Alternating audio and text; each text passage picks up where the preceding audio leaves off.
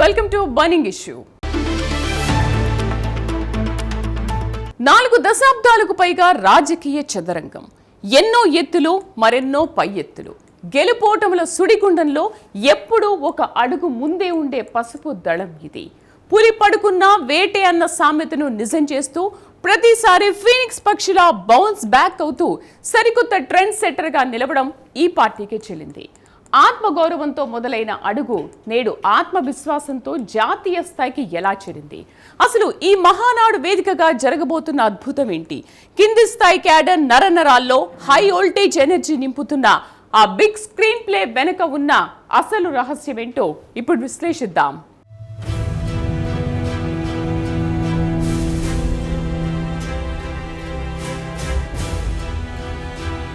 Telugu Desam party అంటే కేవలం ఒక పొలిటికల్ పార్టీ కాదు, సుమారు 4 దశాబ్దాలకు పైగా సాగుతున్న ఒక అలుపెరగని సుదీర్ఘ ప్రస్థానం.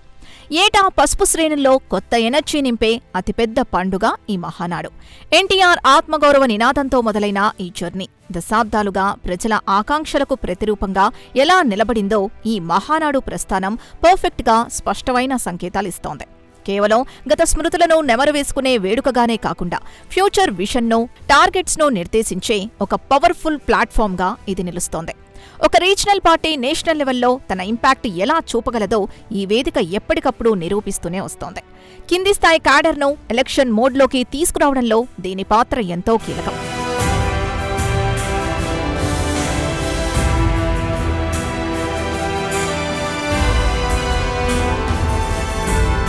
టీడీపీ ప్రస్థానం అంటే అది ఎన్నో సంచలనాత్మక రాజకీయ ట్రెండ్స్కు కేర్ ఆఫ్ అడ్రస్గా నిలుస్తోంది. ఎన్టీఆర్ ప్రపంచనంతో మొదలైన ఈ ప్రయాణం కాలానుగుణంగా వస్తున్న ఎన్నో మార్పుల్ని పాజిటివ్గా స్వీకరించింది.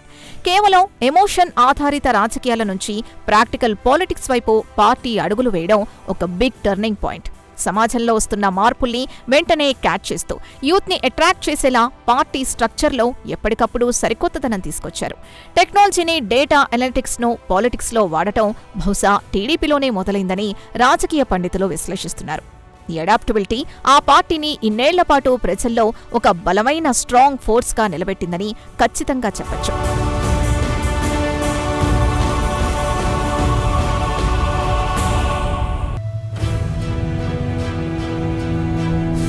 ఒక ఎమోషనల్ ఫేజ్ తర్వాత పార్టీ పగ్గాలు చంద్రబాబు నాయుడు చేతికొచ్చాక టీడీపీ డెవలప్మెంట్ విధానం పూర్తిగా ట్రెండ్ మార్చుకుంది. అడ్మినిస్ట్రేషన్ సిస్టమ్ ఎలా ఉండాలి, రియల్ డెవలప్మెంట్ అంటే ఏంటి అనే దానిపై ఆయన ఒక కార్పొరేట్ తరహా విజన్ని పాలిటిక్స్లోకి ఇంట్రడ్యూస్ చేశారు. కేవలం ఒక రొటీన్ పొలిటికల్ లీడర్లా కాకుండా ఒక సీఈఓ తరహాలో రాష్ట్రాన్ని ముందుకు నడిపించే కఠినమైన ప్రయత్నం చేశారు.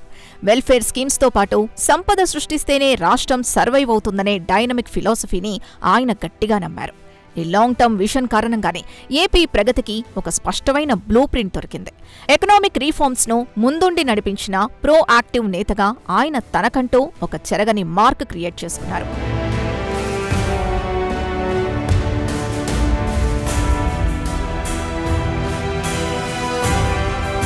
రాజకీయాల్లో చంద్రబాబు లక్ష్యాలు ఎప్పుడూ రేపటి ఎలక్షన్ కోసమో లేదా టెంపరరీ గెయిన్స్ కోసమో ఉండేవి కావు.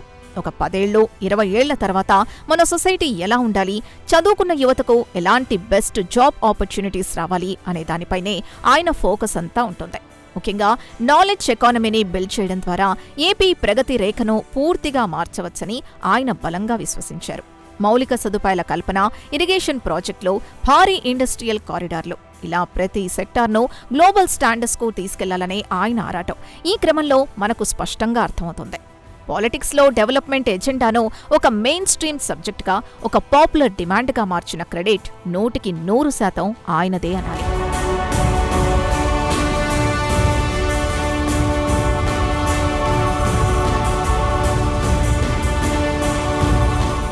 హైదరాబాద్లో ఐటీ బూమ్ నుంచి అమరావతి స్వప్నం దాకా చంద్రబాబు వేసిన ప్రతి అడుగు భవిష్యత్తుకు ఒక పర్ఫెక్ట్ బ్లూ ప్రింట్. మరొక ప్రాంతీయ పార్టీ జాతీయ రాజకీయాల్లో శాసించే స్థాయికి ఎలా ఎదిగింది? ఢిల్లీ పీఠాన్నే కదిలించిన ఆ తెలుగు సత్తా ఏంటి? నేషనల్ ఫ్రంట్ నుంచి ఎన్డీఏ దాకా ఆ పాలిటిక్స్ ఎలా మారాయో ఇప్పుడు చూద్దాం.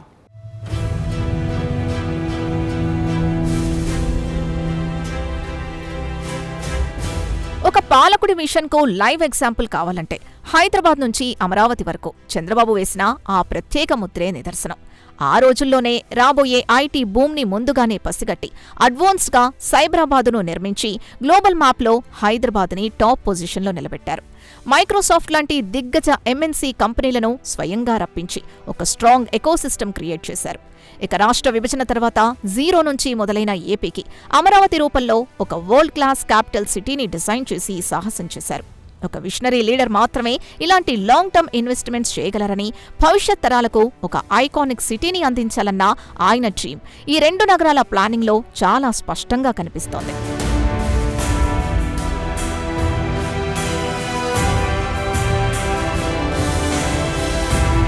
పాలిటిక్స్ లో కేవలం తెలుగు నేలకే పరిమితం కాకుండా ఒక ప్రాంతీయ పార్టీ నుంచి శక్తివంతమైన జాతీయ పార్టీగా ఎదిగిన క్రమం టీడీపీ చరిత్రలో ఒక సువర్ణాధ్యాయం.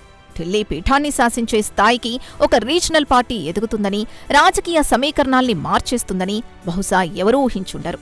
కానీ రాష్ట్ర ప్రయోజనాల కోసం, అలాగే ఫెడరల్ స్ఫూర్తిని కాపాడటం కోసం నేషనల్ పాలిటిక్స్లో టీడీపీ పవర్ఫుల్ ఎంట్రీ ఇచ్చింది. జాతీయ స్థాయిలో ప్రాంతీయ పార్టీలన్నిటినీ ఒకే గొడుగు కిందకు తీసుకురావడంలో 100% సక్సెస్ అయింది. అటు ప్రాంతీయ ఆకాంక్షలకు, ఇటు జాతీయ అవసరాలకు మధ్య ఒక స్ట్రాంగ్ బ్రిడ్జ్లా వ్యవహరించి భారత రాజకీయాల్లో తనకంటూ ఒక ఎప్పటికీ చెరగని సిగ్నేచర్ వేసింది అనడంలో ఎలాంటి సందేహం లేదు.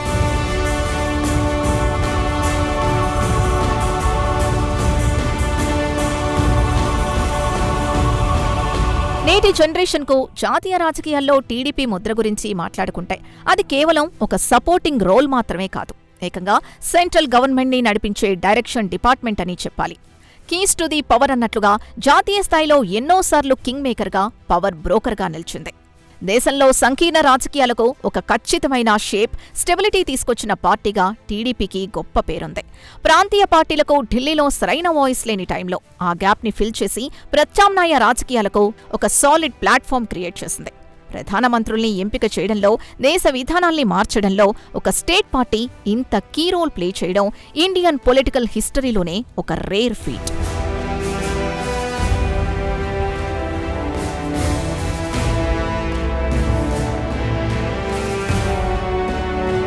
దేశ రాజకీయ చరిత్రను గమనిస్తే నేషనల్ ఫ్రంట్ నుంచి ఎన్డీఏ వరకు టీడీపీ పోషించిన పాత్ర అత్యంత కీలకం.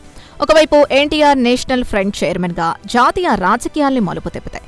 ఆ తర్వాత చంద్రబాబు యునైటెడ్ ఫ్రంట్ కన్వీనర్గా చక్రం తిప్పి సంచలనం సృష్టించారు.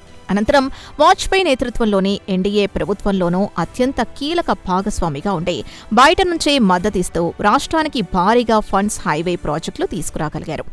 టెలికాం రిఫార్మ్స్, గోల్డెన్ క్వాడ్రిలేటరల్ లాంటి అతిపెద్ద నేషనల్ ప్రాజెక్టుల వెనుక చంద్రబాబు ఇన్వాల్వ్మెంట్ ఉందన్నది కాదనలేని నిజం. అటు స్టేట్ ఇంట్రెస్ట్ని కాపాడుతూనే ఇటు నేషనల్ డెవలప్మెంట్ రెండింటినీ బ్యాలెన్స్ చేయడంలో టీడీపీ స్ట్రాటజీని అందరూ మెచ్చుకోవాల్సిందే.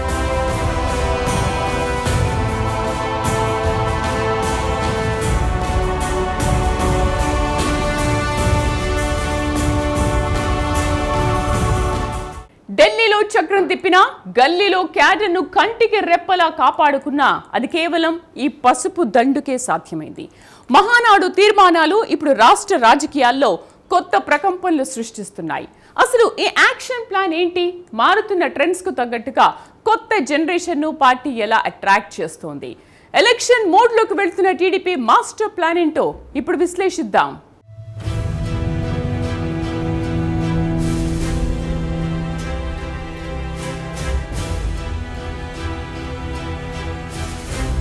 ప్రతి ఏటా ఎంతో ప్రతిష్టాత్మకంగా మహానాడులో ప్రవేశపెడుతున్న తీర్మానాల ప్రాధాన్యం కేవలం ఆ పార్టీకే కాదు, మొత్తం రాష్ట్ర రాజకీయాలకు కూడా చాలా ముఖ్యం. ఇవి కేవలం కాగితాలపై రాసుకునే నామమాత్రపు మాటలు కావు. రాబోయే ఏడాది కాలానికి పార్టీ అనుసరించే ఒక పర్ఫెక్ట్ పొలిటికల్ రోడ్ మ్యాప్. ఆర్థిక, సామాజిక, వ్యవసాయ రంగాలపై ప్రతినిధులు చేసే తీర్మానాలు పాలిటిక్స్లో ఎప్పుడూ ఒక హాట్ చర్చనీయాంశం అవుతూ ఉంటాయి. గ్రౌండ్ లెవెల్లో ప్రజల నాడిని పట్టుకొని వారి రియల్ సమస్యలకు సొల్యూషన్స్ చూపిస్తూ ఈ తీర్మానాల్ని డ్రాఫ్ట్ చేస్తారు.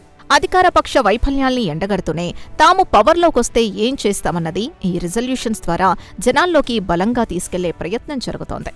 ఇది ఒక పక్కా ప్రొఫెషనల్ అప్రోచ్.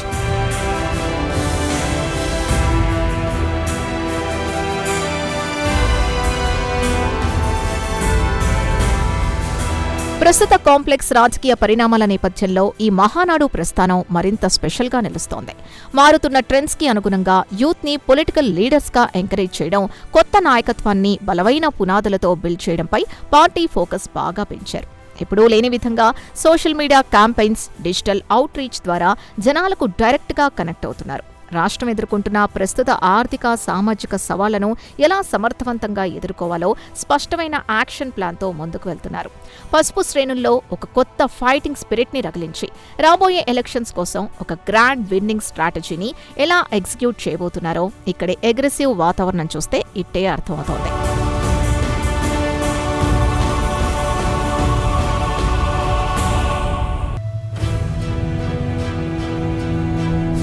ఎలక్షన్స్లో ఎన్ని ఫెయిల్యూర్స్ ఎదురైనా, ఎన్ని ఊహించని కష్టాలు వచ్చినా ఫీనిక్స్ పక్షిలా బౌన్స్ బ్యాక్ అవడం టీడీపీ డిఎన్ఏలోనే ఉంది.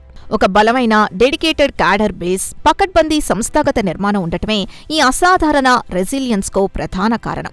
నాయకులు పార్టీ మారినా, రాజకీయ ఫిరాయింపులు జరిగినా ఏమాత్రం చెక్కు చెదరని కార్యకర్తల సైన్యమే టీడీపీకి అసలైన శ్రీరామరక్ష. మహానాడు లాంటి అతిపెద్ద వేదికలు ఆ ఎమోషనల్ బంధాన్ని మరింత స్ట్రాంగ్ చేస్తాయి. ఒకవైపు పాతతరం ఎక్స్పీరియన్స్, మరోవైపు కొత్తతరం డైనమిక్ ఎనర్జీ, ఈ రెండింటినీ పర్ఫెక్ట్గా బ్యాలెన్స్ చేస్తూ చంద్రబాబు వేస్తున్న పొలిటికల్ అడుగులు పార్టీని మళ్లీ ఒక సక్సెస్ ట్రాక్ ఎక్కించేలా ఉన్నాయని పొలిటికల్ అబ్జర్వర్స్ సైతం తీవ్రంగా విశ్లేషిస్తున్నారు.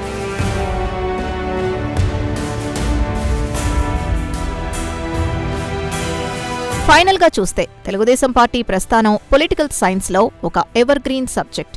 మహానాడు అనేది కేవలం పసుపు శ్రేణుల పండగ మాత్రమే కాదు, ఏపీ భవిష్యత్తును రీడిజైన్ చేసే ఒక అద్భుతమైన థింక్ ట్యాంక్ లాంటిది. సంక్షేమం, అభివృద్ధి అనే రెండు బలమైన చక్రాల మీద రాష్ట్రాన్ని ఎలా పరుగులు పెట్టించాలో చంద్రబాబు విజన్ స్పష్టం చేస్తోంది.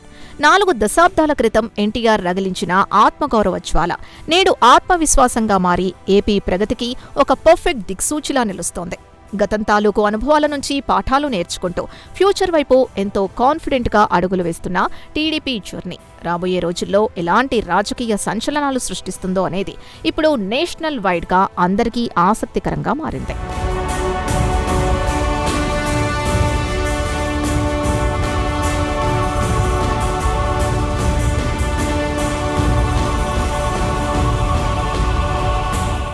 దెబ్బతిన్న ప్రతిసారి రెట్టించిన ఉత్సాహంతో లేవడం ఒక కళ అయితే, అందులో తెలుగుదేశం పార్టీ పీహెచ్డీ చేసింది అనడంలో ఎలాంటి సందేహం లేదు.